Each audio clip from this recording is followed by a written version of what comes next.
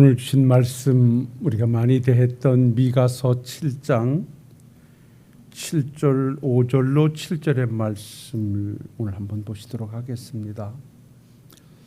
미가서 7장 5절로 8절까지 보시면 좋겠네요.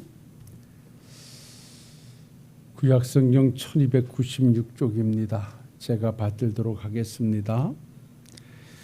너희는 이웃을 믿지 말며 친구를 의지하지 말며 내 품에 누운 여인에게라도 내 입의 문을 지킬지어다. 아들이 아버지를 멸시하며 딸이 어머니를 대적하며 며느리가 시어머니를 대적하리니 사람의 원수가 곧 자기의 집안 사람이로다. 오직 나는 여호와를 우러러보며 나를 구원하시는 하나님을 바라보나니 나의 하나님이 나에게 귀를 기울이시리로다. 나의 대적이여 나로 말미암아 기뻐하지 말지어다. 나는 엎드려질지라도 일어날 것이요 어두운 데 앉을지라도 여호와께서 나의 빛이 되실 것이미로다. 아멘.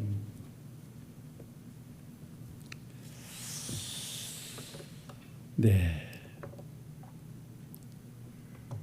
오늘 이 본문의 말씀을 가지고 함께 나눌 말씀의 제목은 한번 따라해 보죠. 하나님을 바라보자. 성경에는 믿음의 길을 가는 하나님의 권속들에게 하나님을 바라보라고 하는 말씀이 수없이 참 많이 있죠. 그것이 믿음을 지킬 수 있는 방편이기도 하고 변함없이 하나님의 백성으로 살아가는 방법일 수도 있고 또한 주어진 환경을 지배하고 멋지게 신앙의 나래를 펼 수 있는 아름다운 비결 중에 하나이기 때문에 쉼 없이 하나님을 바라보라고 성경은 우리에게 요구합니다. 사실 우리가 알고 계시는 대로 미가 선지자는 유다와 이스라엘 백성들의 죄악상을 살피면서 하나님의 말씀 안에서 계명을 붙들고 하나님을 참신으로 섬겨야 할 백성들이 그 말씀을 떠나 우상을 섬기면서 자기들의 삶의 기준에 맞춰 삶으로 하나님의 징계가 임박했음을, 즉 그러한 삶에 하나님의 심판이 도래했음을 경고하면서 또 반면에 너희들의 지은 죄로 말미암아 하나님의 징계는 차고 없이 진행되겠지만 그래도 하나님께서 언약의 백성으로 약속하신 언약이 있기에 또 다른 회복의 길을 줄 것이니 회복의 은혜가 있음을 알고 다시 하나님께 돌아와 은혜를 회복하는 믿음을 소유하라. 그렇게 주시고 있는 말씀이 미가서의 주를 이루고 있다고 보시면 됩니다. 오늘 말씀의 배경도 그렇습니다. 남쪽 유다와 북쪽 이스라엘이 하나님의 백성다운 삶을 살지 못하고 계속 말씀을 뒤로하고 하나님을 버리고 우상을 섬겨가는 과정 속에 하나님의 징계와 심판은 도래했고 그런 안타까움을 전하면서 그러나 너희들은 하나님의 징계가 임한다 할지라도 낙심하지 말고 그 안에서 하나님은 또 다른 새로운 길을 주셔서 회복의 은혜를 주실 것이니 회복의 은혜를 체험하기 위해서는 세상 어떤 것도 의지하지 말고 오직 하나님께 소망을 두고 하나님을 바라봐라. 이 말씀이 오늘의 주제가 되는 줄로 믿습니다. 그래서 오늘 말씀에 보면 이렇게 말해요. 5절 말씀에 너희는 이웃을 믿지 말며 친구를 의지하지 말며 내 품에 누운 여인에게라도 내 입에 문을 지킬지어다 라고 말을 합니다. 참 여러분 여기서 지금 말씀하고 있는 이웃 그리고 친구, 아내 이거는 점층법적 구성을 이루고 있는 문법상의 말씀인데요. 이들을 믿지도 말고 의지하지도 말고 입을 열지도 말라 그래요. 사실 이웃과 친구와 아내는 우리가 살아가면서 절대 필요한 동료이지요. 없이는 살기가 힘든 관계가 이웃과 친구와 아내입니다. 근데 이러한 필요한 대상들을 들어서 지금 하나님이 회복의 은혜를 입을 백성들에게 당부하는 것은 그들을 믿지도 말고 의지하지도 말고 입을 열지도 말라 이렇게 말씀하며, 심지어는 6절에서는 아들이 아버지를 멸시하며 딸이 어머니를 대적하며 며느리가 시어미를 대적하리니 사람의 원수가 곧 자기의 집안 사람이로다 그래요. 이렇게 미가 선지자가 다시 은혜를 회복하고 하나님의 백성으로 풍요함을 누려야 할 백성들에게 진정 당신들이 의지하고 믿어야 할 대상이 옆에 있는 가까이 있는 이웃이나 친구나 아내가 아니라 하나님임을 부각시키기 위해서 오늘 강력하게 이 말씀을 주고 있어요.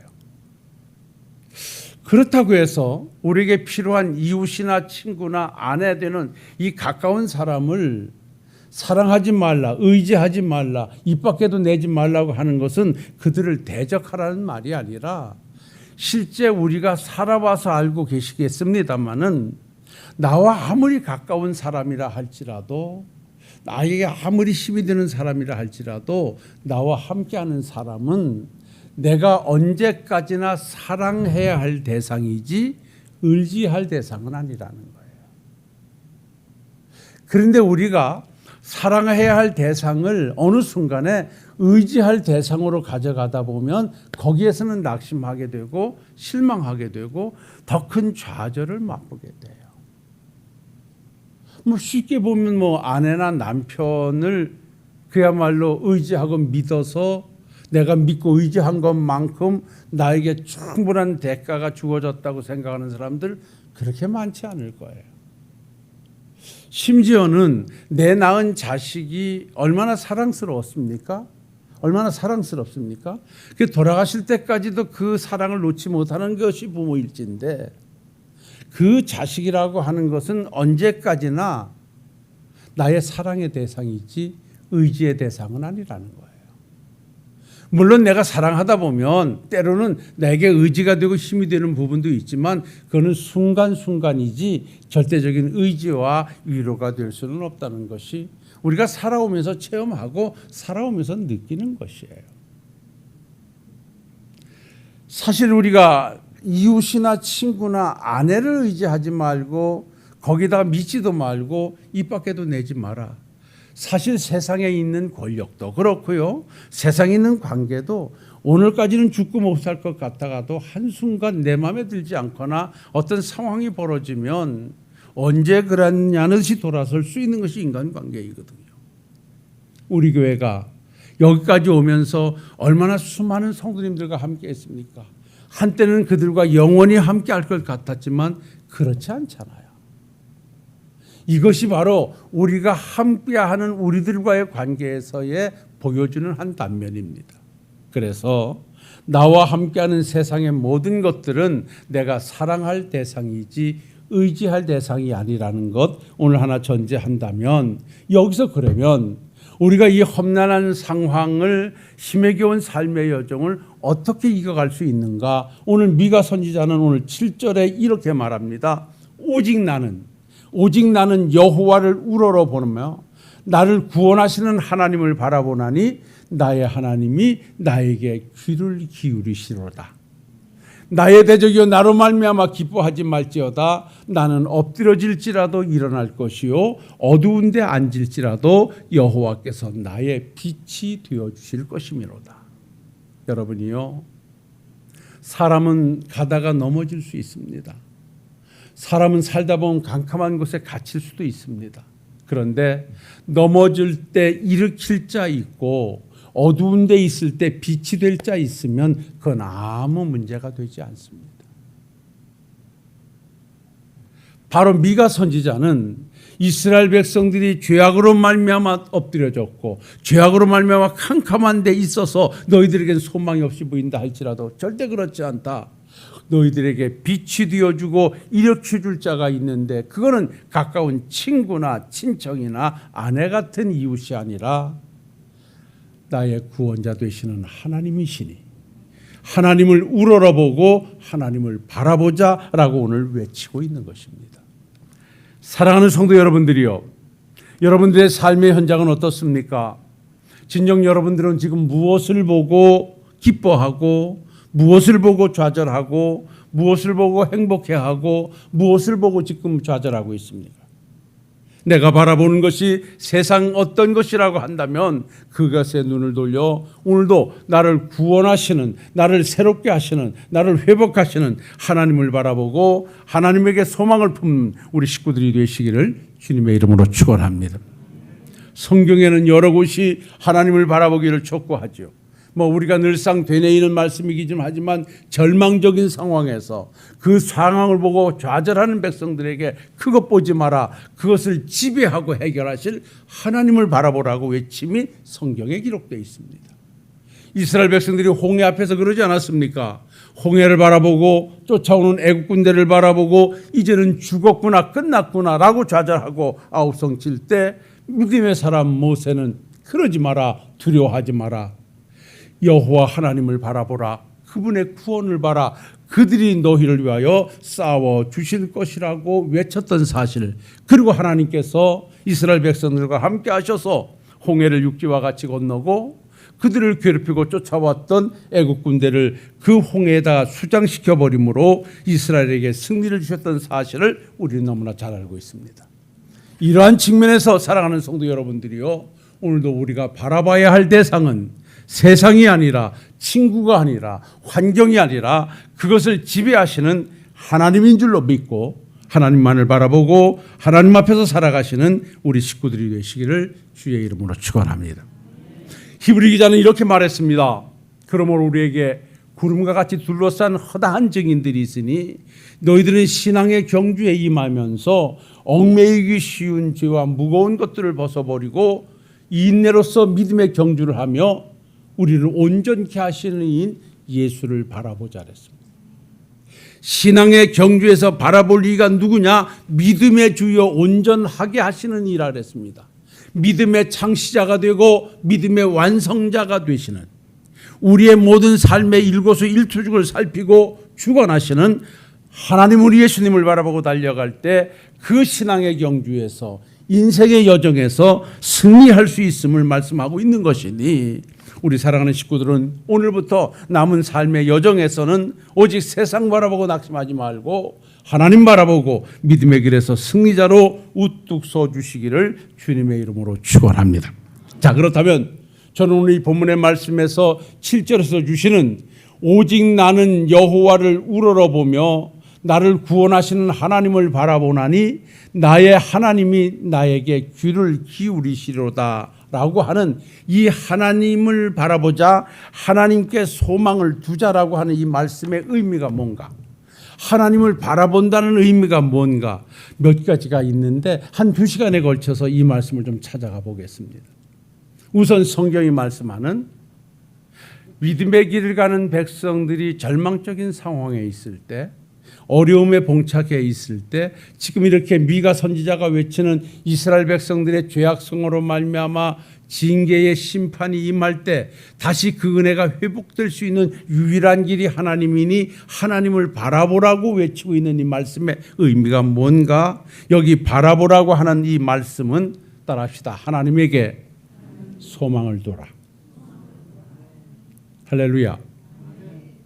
우리가 절망적인 상황에서, 힘들고 어려운 상황에서, 내 힘으로 도저히 해결할 수 없는 상황에서 그 상황을 이겨낼 수 있는, 그 상황에서 우리에게 요구하시는 하나님의 음성은 너희들이 바라보는 눈에서는 길이 없고 끝난다 할지라도 그것을 끝이라 하지 말고 그것을 지배하시고 새롭게 하시는 하나님에게 소망을 두고 하나님을 바라봐라. 그래서 성경에서 기록되어 있는 하나님을 바라보라는 말씀에게는 세상의 일에 절망하지 말고 하나님에게 소망을 두고 살아가라. 여러분이요, 우리가 시간이 지나면서 우리 힘으로 할 수 없는 일들이 얼마나 많습니까? 얼마나 버겁습니까? 이럴 때 주어진 환경을 바라보다 보면 속상하고 힘들고 어려운 것밖에 없어요. 내가 할 수 없을 때 하나님, 나는 할 수 없으니 하나님이 해주셔야 됩니다. 하나님이 하시면 됩니다. 나는 하나님에게 소망을 겁니다. 라고 하나님을 바라보고 하나님을 선택하시는 여러분들이 되시기를 주의 이름으로 축원합니다. 신명기 32장 49절에 보면요, 하나님께서 모세를 데리고 비스가산에 올라서 가나안 땅을 바라보면서 하신 말씀이 있어요. 너는 여리고 맞은편 모압 땅에 있는 아바림 산에 올라가 느보산에 이르러 내가 이스라엘 자손에게 기업으로 주는 가나안 땅을 바라보라 그래요. 어떻게 보면 참 가혹한 것 같아요. 지금 이 상황은 언제냐, 어떤 상황이냐면 우리가 지난 시간에 계속 되뇌어 봤지만 이스라엘 백성들을 데리고 광야 40년을 걸어온 모세는 지칠 대로 지쳤어요. 그래서 가나안에서 나와서 얼마 되지 않아 이제 가나안 입성을 앞두고 가데스 바네아에서 정탐꾼을 보내고 난 이후에 그들의 보고를 듣고 백성들이 우리는 못 들어간다, 올라가면 죽는다 아우성을 칠 때 하나님께서 이 백성들이 언제까지 나를 멸시하고 믿지 않겠느냐, 너희들이 한 말대로 해주겠다 해서 38년을 하나님이 그 백성들을 광야에서 돌리면서 못 들어간다고 불평했던 자들은 광야에서 죽고 그 자식들이, 그러니까 18세 이하 된 자식들이 이제 한 38년 지나니까 60대가 돼서 가나안 입성을 앞두게 되잖아요. 그리고 38년을 고생하고 돌아와서 그 자리에서 그렇게 고생하고 불평하다 죽어간 사람들, 자기 부모들을 다 본 자식들이 그곳에 물이 없다는 것 때문에 또 불평을 했잖아요. 여기는 마실 것도 없고 먹을 것도 없고 가축을 먹일 것도 없고 왜 우리를 여기까지 데리고 와서 이렇게, 차라리 우리 아버지 어머니 조상들이 광야 고생할 때 저기서 죽었을 때 차라리 우리가 죽었더라면 좋았겠다고 막 불평을 하니까 모세가 너무 속이 상해서 하나님 아버지, 이 백성들이 나를 향해 돌을 던지겠습니다.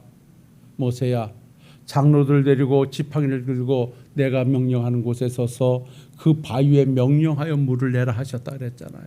근데 모세가 너무너무 속이 상하니까 내가 너희들은 무슨 일만 있으면 왜 나한테 이렇게 불평하고 원망하냐 라고 하고 하나님의 능력은 인정했어요. 내가 물을 낼 것이다 라고 하면서 하나님이 명령하여 내라는 그 물을 반석을 들고 있던 지팡이로 두드려서 물을 내므로 하나님이 노하셔서 내 이놈, 네가 왜 내 거룩함을 드러내지 아니하고 네가 마치 물을 내는 것처럼 내 백성들에게 건방을 떨었느냐, 그렇게 하시고 하나님께서 너는 이 일로 말미암아 가나안 땅에는 들어가지 못한다, 하나님 말씀을 해주셨어요.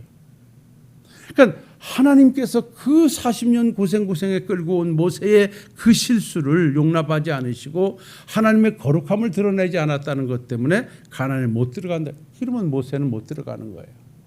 그런데 그렇게 절망적인 상황으로 모세를 이야기해 놓고 오늘 이 신명기 32장 49절에는 그 모세를 가나안 땅이 바라보는 느보산에다 데려다 놓고 거기를 바라보라 그래요. 모세에게 있어서는 자기는 가나안 땅에 들어갈 수 없음이 하나님으로부터 이미 결정된 것인데 하나님은 들어갈 수 없는 그 가나안 땅을 모세로 하여금 높은 산에 올라가서 바라보라 그래요. 여기 바라보라는 이 말씀의 원문을 찾아가면 모세야, 내가 내 백성에게 약속했던, 아브라함을 통하여 약속했던 내 백성을 가나안에 드리겠다고 하는 이 약속은 어떤 경우에도 변함없이 진행할 것이다. 비록 너는 이러한 범죄로 말미암아 가나안 땅에 못 들어간다 할지라도 너는 소망의 끈을 놓지 말고 네 후손들이 들어갈 것이니 끝까지 그 백성들에게 하나님의 나라의 입성이라는 소망을 품고 가도록 너희는 함께하고 너도 그 소망을 품지 마라 하나님이 주시는 말씀이 여보시가산에서 가나안 땅을 바라보라고 하는 말씀이에요. 실제 하나님이 못 들어간다 하면 끝났음에도 불구하고 하나님은 그래도 바라보라는 것입니다. 그래도 끝까지 소망하라는 것입니다. 사랑하는 성도 여러분, 우리가 믿음의 길을 가면서 우리가 보는 눈에서 답이 없다고 끝을 내는 것은 믿음이 아닙니다. 끝까지 하나님이 가라 했으면 가라 하는 말씀에 소망을 붙잡고 그곳으로 향하여 가는 것이 믿음이요 소망입니다. 잘 알고 계시는 회당장 자기의 딸이 아이로가 자기의 딸이 병들어 죽게 된 상황 속에 예수님을 찾았습니다. 예수님이요, 내 딸이 이렇게 병들어 죽게 되었습니다. 그러냐, 가자. 내가 가서 고쳐줄게 라고 하고 회당장과 예수님이 함께 그 가정으로 가는 도중에 사람이 얼마나 많았든지 발을 움직이기가 힘들어요. 그러던 과정 속에 우리 주님이 가다가 턱 서시더니 하시는 말씀이, 야, 누가 내 몸에 손을 댔는데 누가 댔냐 그래요. 그랬더니 제자들이, 아, 예수님, 사람들이 이렇게 많이 몰려서 막 밀치는데 누가 손을 댔는지를 어떻게 압니까? 그랬더니 아니다. 누군가가 믿음을 가지고 내게 손을 댄 자가 있다라고 하니까 저 구석에 한 여인이 머리를 숙이고 있어요. 그리고 나와서 내가 손을 댔다고 해요. 그게 누구냐? 12의 혈류증을 앓았던 여인이에요. 이 여인은 예수님 앞에 당당히 나설 수는 없지만 나는 저 예수님의 옷자락에 손만 대어도 내 병이 고침을 받을 거라는 믿음을 가지고 있다가 예수님이 지나갈 때 살짝 댔는데 그 믿음이 역사를 일으킨 거예요. 그래서 이 여인이 고침받은 사실을 우리 주님이 알고 이거는 그냥 스쳐 지나가다가 만진 것이 아니라 믿음을 가진 행동이라고 그 여인을 세우시고 축복하셨던 사실을 알아요. 이렇게 시간이 지체되다 보니까 회당장 야이로의 딸을 고치러 가는 시간이 지체됐어요. 그래도 가는 과정 속에 그 집에 사환이 헐레벌떡 뛰어와요. 그러면서 하는 소리가, 주인이요, 주님을 내려오시게 하실 필요가 없습니다. 왜 그러냐? 딸이 죽었습니다. 그래요. 이제 딸이 죽었으니 예수님 오실 필요 없습니다. 예수님이 지금 오시는 것은 고쳐주시기 위해서 오시는데 죽었는데 오셔봤자 뭐합니까? 이것입니다. 그때 회당장이 포기하고 예수님 그러면 돌아가시라 하려고 하는 순간 예수님이 이렇게 해요. 야이로야, 네가 나를 믿고 고쳐달라고 왔으면 지금 네 딸이 죽었다 할지라도 너는 믿기만 해라. 그리고 같이 가자. 비록 네 눈에는 네 딸이 죽었으니 내가 필요 없다 할지라도 네가 믿었다면 끝까지 믿어라. 나를 소망하고 내게 기대를 걸고 왔다면 끝까지 소망을 가져라. 그리고 가셔서 그 죽은 딸을 살려내셨던 사건을 우리는 너무나 잘 알고 있어요. 소망은 절망 중에 바라볼 수 있는 유일한 빛입니다. 우리의 삶의 현장에 길이 없다고 낙심되는 상황에 내 힘으로 안 되는 거 붙잡고 속 썩이는 상황 속에 하나님은 하실 수 있으니 하나님이여 오소서, 하나님이여 도우소서라고 하나님께 의지할 때 하나님은 그 길을 하나님의 길로 인도하셔서 승리의 역사를 써가게 하실 줄로 믿습니다. 시편 기자는 이렇게 말했습니다. 시편 146편 3절로 5절 말씀에 귀인들을 의지하지 말며 도울 힘없는 인생도 의지하지 말지니 그의 호흡이 끊어지면 흙으로 돌아가서 그날에 그의 생각이 소멸하리로다. 야곱의 하나님을 자기의 도움으로 삼으며 여호와 자기 하나님에게 소망을 두는 자가 복이 있도다 그랬습니다. 세상 어떤 것 의지하고 거기서 위로를 얻으려고 하는 데는 길이 없고 그 모든 것 포기하고 하나님에게 소망을 두는 자가 복되도다라고 말합니다. 사랑하는 성도 여러분들이요, 오늘은 하나님이 우리에게 오직 믿음의 길에서 좌절하지 말고 실망하지 말고 상황이 어떻게 되든 그것 근심하지 말고 그 모든 것을 지배하시는 하나님을 바라보라, 하나님에게 소망을 두라 오늘 외치고 있음을 여러분들에게 주신 말씀으로 깊이 받아들이시기를 주님의 이름으로 축원합니다. 믿음의 사람 다윗은 고백했습니다. 우는 사자가 삼키고 같이 많은 대적이 일어나 나를 죽이려고 할지라도 나는 걱정하지 않는다. 왜? 나의 하나님께서 나를 살피시고 나를 도와주실 것이기 때문이라. 하나님에게 소망을 두고 살았던 다윗은 환경에 휘둘리지 않았습니다.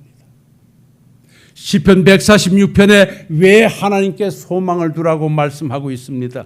그 말씀은 시편 146편 6절에 이렇게 말합니다. 여호와는 천지와 바다와 그 중에 만물을 지으시며 영원히 진실을 지키시는 분이라. 우리가 소망을 두고 우리가 바라볼 하나님은 어떤 하나님인가? 우주 만물을 창조하시고 우리를 주관하시는 하나님이시기 때문이라는 것입니다.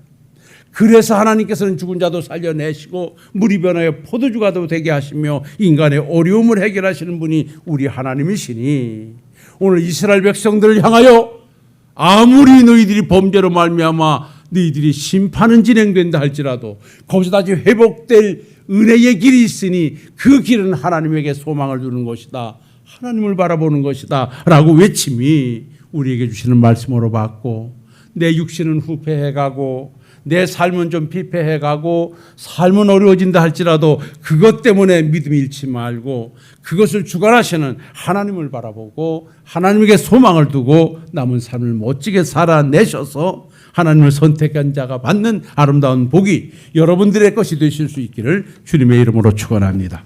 축원합니다.